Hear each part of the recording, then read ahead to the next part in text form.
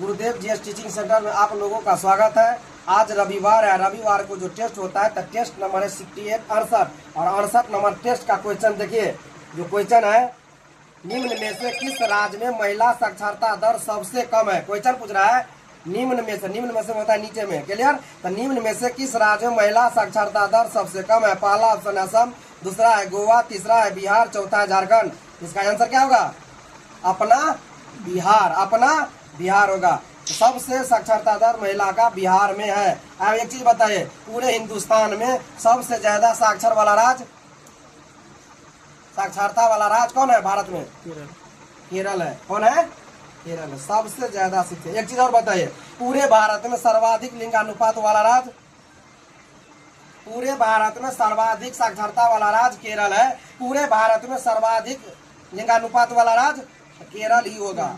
यानी 1000 पुरुष पर महिला की संख्या कितनी है ये बताता है लिंगानुपात, है ना। तो केरल में 1000 पुरुष पर ज्यादा महिला की संख्या। क्लियर हो गया? ये चीज, ये सब दिमाग पर ध्यान से रखे क्योंकि एग्जाम में क्वेश्चन आता है। Concept clear? और बिहार में सबसे ज्यादा साक्षर वाला जिला, है ना। लिखते चलिए, जब ये सब नहीं होता है तो लिखते चलिए। वीडियो तो रहबे करेगा यूट्यूब पर, देखना है, लेकिन फिर भी लिखते चलिए। लिखने से स्मरण शक्ति बढ़ती है, याद रहता है ना। लिखन और पठन दोनों साथ साथ होत तब याद रहता है ना। तो बिहार का सबसे साक्षर वाला जिला रोहतास है। क्या है? रोहतास है ना। बिहार में सबसे ज्यादा चावल उसी रोहतास में होता है। क्लियर? रोहतास में सर्वाधिक साक्षरता वाला दर जिला है बिहार का। चलिए अगला क्वेश्चन देखिए क्या है। क्या नंबर था? 6 नंबर था। अगला देखिए, राज्य के नीति निदेशक सिद्धांतों का उद्देश्य क्या है। राज्य के नीति निदेशक सिद्धांतों का उद्देश्य क्या है? तानाशाही की स्थापना, कल्याणकारी राज्य की स्थापना, सैनिक शासन की स्थापना, इनमें से कोई नहीं। क्या होगा आंसर?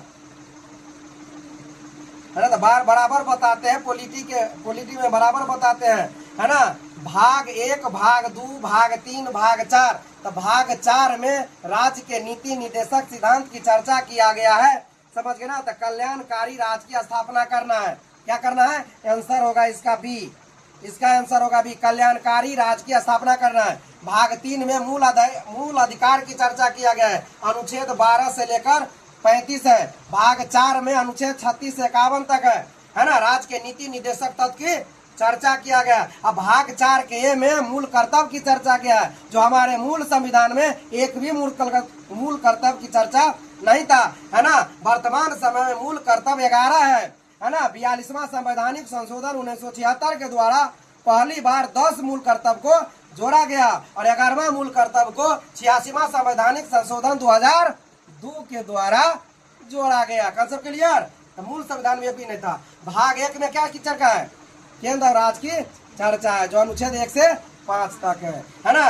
2 में क्या है? नागरिकता की चर्चा है, जो अनुच्छेद 6 से लेकर कत है 11 तक है ना। अब भाग 3 में मूल अधिकार की चर्चा है, जो अनुच्छेद 12 से लेकर 35 तक है। भाग 4 में 36 से 51 है ना। अब भाग 4 के में क्या है? 51 का ये होगा उधर, है ना, मूल कर्तव्य है। और भाग 5 में क्या है? केंद्र का पूरा चर्चा है, केंद्र की पूरा पदाधिकारी चर्चा है, जो अनुच्छेद 52 से लेकर 151 तक चर्चा है। कैसे क्लियर? देखिए क्वेश्चन, तो क्या इसमें कह रहा है? तो ये में आंसर होगा कल्याणकारी राज्य की स्थापना करना, राज्य के नीति सिद्धांतों का है। अगला क्वेश्चन है, राज्य के नीति निदेशक तत्व संविधान के किस भाग में वर्णित है। देखिए आप बोलिए, पहलू के में आंसर है इसका।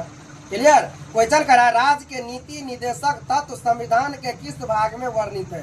भाग 3, भाग 4, भाग 4 का ए, भाग 5। क्या आंसर है ना। सी ऑप्शन में जो भाग 4 है, 2 ऑप्शन है ना भाग 4, तो ये कर लीजिए। सी वाला को, सी वाले को भाग 4 का ये कर लीजिए। क्लियर? एगो के भाग 4 ये कर लीजिए। क्लियर? इसका आंसर होगा 4 बी, भाग 4 होगा, है ना। बी सी कौन मारे है? कौन सा बी सी में से कौन मारे है? बी सही है ना। तो सी में एक जोड़ दीजिए, है ना। अब देखिए क्वेश्चन कह रहा था राज्य के नीति निदेशक तत्व संविधान के किस भाग में वर्णित है। भाग 4, भाग 3 में बता दिया मूल अधिकार अनुच्छेद 12 से 35, है ना। भाग 4 में क्या नीति निर्देशक जो लोक कल्याणकारी राज्य की स्थापना है। भाग 3 को कानून कोर्ट के द्वारा न्यायालय के द्वारा लागू करवाया जा सकता है, लेकिन भाग 4 को कानून के द्वारा या कोर्ट के द्वारा लागू नहीं करवाया जा सकता है। क्लियर। चलिए अब भाग 4 में बता दिया। भाग 5 में केंद्र की चर्चा है, पूरे केंद्र की पदाधिकारी की चर्चा है ना। अगला क्वेश्चन देखिए 9 नंबर। आदिकालीन, आदिकालीन मतलब प्राचीन कालीन हुआ। आदिकालीन वायुमंडल में निम्न में से कौन गैस अनुपस्थित था। कह रहा है जब शुरुआती काल था तो कौन सी गैस वायुमंडल में नहीं था।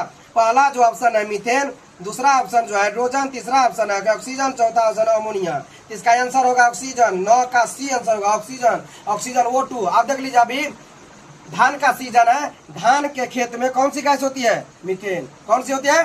मीथेन, है ना। मीथेन डकार करता है, माल जाल पहुंच करता है, कौन सी गैस। मीथेन। इसलिए न्यूजीलैंड सरकार क्या कर दिया, टैक्स लगा दिया गायवारी को, क्योंकि वायुमंडल में ग्लोबल वार्मिंग बढ़ा देता है ना। तो ये चीज सब ध्यान रखना है। हम लोग जो डकार करते कौन सी गैस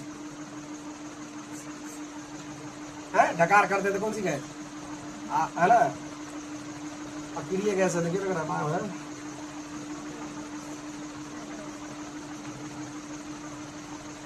बंद माल गोदाम है, बंद कुआ है ना। और जितना भी सारा गला पदार्थ है, जितना भी है, इस सब में मीथेन मिलता है। मीथेन गैस, सारा गला पदार्थ से जो गैस निकलती है उससे मीथेन बनता है, मीथेन निकलता है। क्लियर। और हम लोग जो डकार करते हैं उस गैस का नाम है रेडॉन। कौन सी गैस है। रेडॉन गैस निकलती है ना, रेडॉन, है ना। चलिए आगे देखिए 10 नंबर। हिस्टोन किस संरचना से जुड़ा प्रोटीन है। यह होगा गुणसूत्रों में न्यूक्लियोसोम, है ना। C answer. हिस्टोन किस संरचना से जुड़ा प्रोटीन। हिस्टोन भी एक प्रकार का प्रोटीन है जो डीएनए से जुड़ा रहता है। यह इसका आंसर होगा सी, गुणसूत्रों में न्यूक्लियोसोम। अगला क्वेश्चन देखिए। किसी चालक में अपवाही वेग समानुपाती होता है आरोपित विद्युत क्षेत्र के, आरोपित विद्युत क्षेत्र के वर्ग के, चालक के प्रतिरोध के, चालक के तापमान के। तो किसी चालक में अपवाही वेग समानुपाती होता है आरोपित विद्युत क्षेत्र के। ए आंसर होगा, ए आंसर होगा ए। आगे देखिए बायो सावर्त, है ना, नियम का उपयोग किसके लिए किया जाता है। बायो सावर्त नियम का उपयोग किसके लिए किया जाता है। एक आवेश के कारण विद्युत क्षेत्र की गणना के लिए, एक धारा तत्व के कारण चुंबकीय क्षेत्र की गणना के लिए, दो धाराओं के बीच चुंबकीय बल की गणना के लिए, दो आवेशों के बीच विद्युत बल की गणना के लिए। ये होगा एक आवेश के कारण विद्युत क्षेत्र की गणना के लिए, है ना। 12 का ए आंसर होगा। 12 का सॉरी बी होगा, 12 का बी होगा, 12 का बी है। एक धारा तत्व के कारण चुंबकीय क्षेत्र की गणना के लिए 12 का जो आंसर होगा बी होगा। एक धारा तत्व के कारण चुंबकीय क्षेत्र की गणना के लिए। अगला क्वेश्चन देखिए 13। किसी रासायनिक अभिक्रिया की दर निम्नलिखित में किस पर निर्भर नहीं करती है। कह रहा है किसी रासायनिक अभिक्रिया की दर निम्नलिखित में से किस पर निर्भर नहीं करती है। अभिकारकों के सांद्रण पर, अनुसंख्यता पर, तापक्रम दर पर, अभिकारकों की वृद्धि पर, है ना, अभिकारकों के वृद्धि पर। तो 13 का ये आंसर होगा, 13 का ये आंसर होगा अभी। क्लियर। 13 का ये आंसर अभिकारकों के सांद्रण पर। अगला क्वेश्चन देखिए। अभिक्रिया की दर की इकाई होती है, अभिक्रिया की दर की इकाई होती है। तो ये आंसर होगा सी, मोल प्रति लीटर प्रति सेकेंड। 14 का सी आंसर होगा। क्लियर। सी होगा आंसर होगा। अगला क्वेश्चन 14 का सी हो गया।